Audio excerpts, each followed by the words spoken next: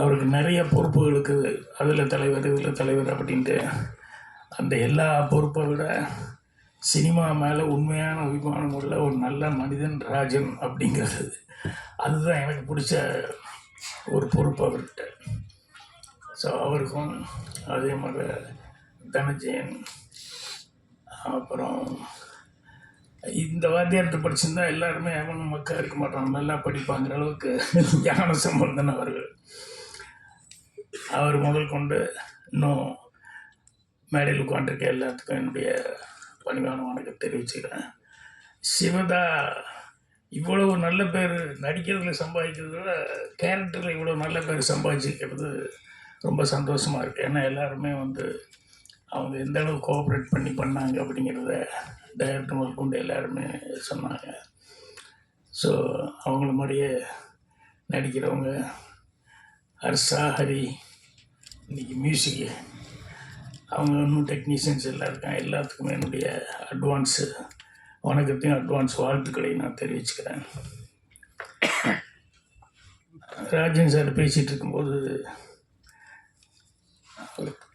உண்மையாகவே தமிழில் அந்த ஆர்வம் இருக்குது. அதில் தமிழ் பேர் வைக்கலையே அப்படிங்கிறத பற்றியெல்லாம் கொஞ்சம் பேசினார். நான் அப்படியே யோசித்தேன், நம்ம ஏதாவது அப்படி தப்பு பண்ணியிருக்கோமா அப்படின்னா. டார்லிங்னு அந்த படத்துக்கு டைட்டில் ஒரு டார்லிங்கோடு விட்டுருந்தா பரவாயில்ல, டார்லிங் டார்லிங் டார்லிங்னு அழுத்தம் திருத்துமா. அது மட்டும் இல்லாமல் அதுக்கப்புறம் டாடி டாடின்னு பாட்டு வேறு, தமிழ் படத்தில் டாடி டாடின்னு பாட்டு, அதில் ஹிந்தி பேட்டா பேட்டா மேரா பேட்டான்ட்டு. இப்படி எல்லாம் என்னென்னா சினிமா ஜனரஞ்சகமாக இருக்கிறதுனால ஜனங்களுக்கு பிடித்தமானதாக செய்வோமே அப்படின்னு சொன்ன ஒழிய மற்றபடி தமிழுக்கு மறுப்பா வேறு ஏதாவது செய்கிறோம் அப்படிங்கிறது அல்ல. ஏன்னா தமிழ் தான் சோறு போட்டிருக்கு. அதனால் அவர் சொல்லும்போது அப்படின்னு நினச்சி பார்த்துக்கிட்டேன், அது பாதிக்குது அப்படிங்கிறது.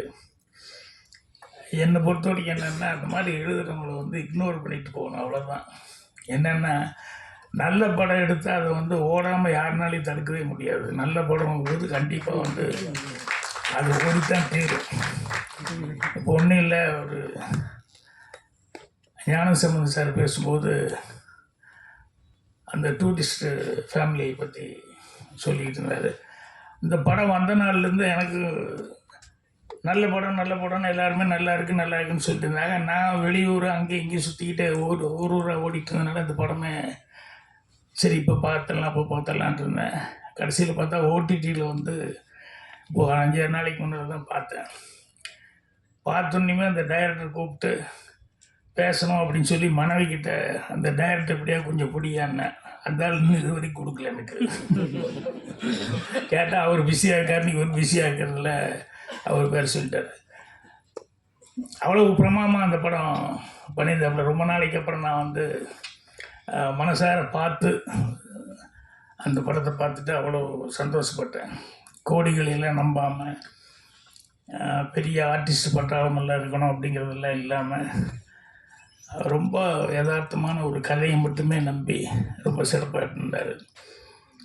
ஸோ அந்த மாதிரி நல்ல படங்களாக இருந்து அப்படின்னு சொன்னோம்னா என்ன விமர்சனம் வந்தாலும் விமர்சனம் எழுதுகிறவங்க கண்டிப்பாக சில பேருக்கு சிலது பிடிக்கல அப்படின்னா அப்படி தான் எழுதுவாங்க. சில பேர் கங்கணம் கட்டிட்டு அதுக்குன்னு நம்ம திறமையை காமிக்கணும்னு சில நேரங்கள் விமர்சனங்கள் அப்படி தப்பாக எழுதுவாங்க. பட் அதெல்லாம் நம்ம பார்க்க வேண்டாம். நல்லா இருக்கிறது நல்லா இல்லைன்னு சொல்லி யாருமே எழுதுறதுக்கு நல்ல பத்திரிகையாளர்கள் அது தயங்குவாங்க. மனசில் இருக்கிறத ஓப்பனாக படம் பார்த்துட்டு சொல்கிறேன். அதில் தான் நிறைய படங்கள், சின்ன படங்கள் போய் சொல்லிட்டு இந்த படங்கள் எல்லாமே ஓடிட்டுருக்கு. இந்த படத்தினுடைய தயாரிப்பாளர் முதல்ல பேசும்போது வாத்தியாராக இருப்பார், தமிழ் இவ்வளோ சிறப்பாக பேசுகிறாரு அப்படின்னு சொல்லிட்டு நான் ராஜன் சார்கிட்ட கேட்டுட்டு இருந்தேன். இல்லை ஸ்கூல்ஸ் கரஸ்பாண்டன்ட்டு அப்படின்னாரு. அப்புறம் பார்த்தா அவர் பேசும்போது அவர் நடிக்க வந்ததுலேருந்து ஒவ்வொன்றா சொல்லி இந்த கட்சி அந்த கட்சின்னு இப்போ இந்த கட்சியில் தான் இருக்காருங்கிற மாதிரி கொஞ்சம் நேரம் வரைக்கும் ஒரு சின்ன சஸ்பென்ஸ் இருந்தது. அதுக்கப்புறம் கடைசியில் ஸ்டாலின் அவர்களுக்கு ரொம்ப நெருக்கமான முறையில் டிஎம்கேல இருக்கார் அப்படின்னு. ஸோ அவர் படத்தில் நடிக்க படம் எடுக்கும்போது எவ்வளோ ஒரு நம்பிக்கையோட டைரக்டர்கிட்ட ஒப்படைச்சிருக்காரு அப்படின்னு சொல்லும்போது எல்லா டைரக்டருக்கும் அவர் டைரக்டர் ரொம்ப ஃபீல் பண்ணி சொன்னார். எல்லாத்துக்கும் அந்த மாதிரி ப்ரொடியூசர் கிடைச்சிட மாட்டாங்க. ஏன்னா காலையில் டிஸ்கஷன் 7:30 மணி 7:45 ஸ்டார்ட் பண்ணிடுவார் தேவர் ஃபிலிம்ஸில். 7:45 ஸ்டார்ட் பண்ணி டிஸ்கஷன் நடந்துகிட்ருக்கோம். எவனா ஒரு நல்ல சீன் வந்தால் கூட வாட்சை பார்த்துக்கிட்டே இருப்பார் தேவர். அண்ணே ஒரு நல்ல சீன், இருடா மணி 8 தாண்ட போகுது, இன்னும் ஃபோன் வரலையேன்னு பார்த்துருக்கேன், நீ வேற அப்படிம்பாரு. டக்குன்னு ஃபோன் அடிச்சிடும், மாப்பிள்ள ஃபஸ்ட் ஷாட் எடுத்துட்டீங்களா மாப்பிள்ள, சந்தோஷம் மாப்பிள்ள அப்படின்னு சொல்லிட்டு நல்லபடியாக எடுங்க.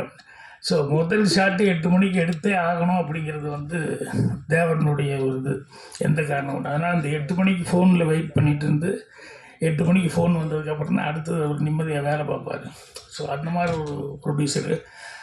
ஆனால் என்ன, அவரை பொறுத்த வரைக்கும் இந்த ஒன் மேன் ஆர்மி மாதிரி ஒன் மேன் ஷோவாகவே இருந்துட்டு போயிட்டார் ஒழிய ஃபேமிலியில் இருக்கிறவங்கள வந்து இந்த சினிமாக்குள்ளே விடாமல் விட்டார். அதனால் அவ்வளோ பெரிய கம்பெனி வந்து பின்னால் வரும்போது பேர் சொல்கிற அளவுக்கு இல்லாமல் போச்சுங்கிறது ரொம்ப வருத்தமாக இருந்தது. அப்புறம் அந்த படம் தமிழ் இன்னொரு தடவை முதலேருந்து படிக்கணும் போல் இருக்கு எனக்கு. இந்த கையிலன்னு பேர் கேட்டது இருந்து என்னடா நிறைய படங்களுக்கு தெரிய டைட்டில் வைக்கிற டைட்டில்லாம் பார்த்தா எங்கே தேடி எடுத்தோன்னா சங்க காலத்தில் தேடி எடுத்தோம், அதில் எடுத்தோம், இதில் எடுத்தோம்னு சொல்லிட்டு ரொம்ப கஷ்டப்பட்டு தேடி எடுத்திருக்காங்க. அப்புறம் அன்றைக்கே ஒரு தடவை கேட்டுக்கிட்ட கையில் என்ன மீனிங் அப்படின்னு சொல்லிட்டு, கவலை இல்லாத மனிதன் அப்படின்ட்டு ரொம்ப நேர்மையானவன் அப்படிங்கிற மாதிரி நிறையா அர்த்தம் சொன்னாங்க. ஸோ எல்லோரும் இந்த படத்தில் பேசினவங்க எல்லோரும் எவ்வளோ கஷ்டப்பட்டுருக்கோம், இந்த படத்துக்காக எவ்வளோ உழைச்சிருக்கோம் அப்படிங்கிறத அவங்க பேசுனதில் வந்து புரிஞ்சுக்கிட்டேன். அதனால் மீண்டும் ஒரு முறை இதில் நடித்தவங்க, டெக்னீஷியன்ஸ் எல்லாத்துக்குமே அட்வான்ஸு வாழ்த்துக்களை வந்து தெரிவிச்சுக்கிறேன். எல்லாருக்கும் வணக்கம். இன்றைக்கி வந்து ரொம்ப முக்கியமான ஒரு நாள் எங்கள் எல்லாருக்குமே, அண்ட் ரொம்ப ஸ்பெஷலான ஒரு நாள். இன்றைக்கி கைலனோட ட்ரெய்லர் அண்ட் July 25 இந்த படம் ரிலீஸ் ஆகுது. எல்லோரும் சொன்ன மாதிரி நிறையா ஹார்ட் ஒர்க், நிறைய பேரோட பேஷன் அண்ட் லவ் இந்த படத்தில் இருக்குது. அண்ட் எனக்கு இன்னும் கொஞ்சம் ஸ்பெஷல்னு சொல்லலாம். பிகாஸ் எல்லா ஆக்டர்ஸுக்குமே ஒரு கனவு இருக்கும் பொதுவாக. நம்மளை வந்து பெரிய ஸ்க்ரீனில் பார்க்கணுன்ற ஒரு கனவு எனக்கு. நான் ஒரு 2-3 படம் பண்ணியிருக்கேன். அண்ட் இப்போது வந்து ஒரு சாலிடான ஒரு கேரக்டர் கொடுத்து ஒரு ஸ்க்ரீன் ப்ரெசன்ஸ் கொடுத்து வர படம் எனக்கு படம் கைலன் தான். ஸோ அதுக்கு I am very very thankful to the director. And audition பண்ண போனப்போ எனக்கு பெருசாக ஒர்க் எக்ஸ்பீரியன்ஸ்னு இல்லை. அது எதுவுமே பார்க்காம ஃபுல்லாக ஆடிஷன் மட்டும் பார்த்து ஓகே இவங்களால பண்ண முடியும்ன்ற ஒரு நம்பிக்கையோடு எனக்கு இந்த ரோல் கொடுத்ததுக்கு ரொம்ப thanks sir, Ajith sir. And my extended gratitude to the producer, sir. Thank you for making me part of this film. And everyone who I worked with, thank you so much for being so kind and so generous. உண்மையிலே ரொம்ப ஸ்பெஷலான co-actors. And உங்களுக்கு கண்டிப்பாக படம் பிடிக்கும்னு நம்புகிறேன். Thank you so much.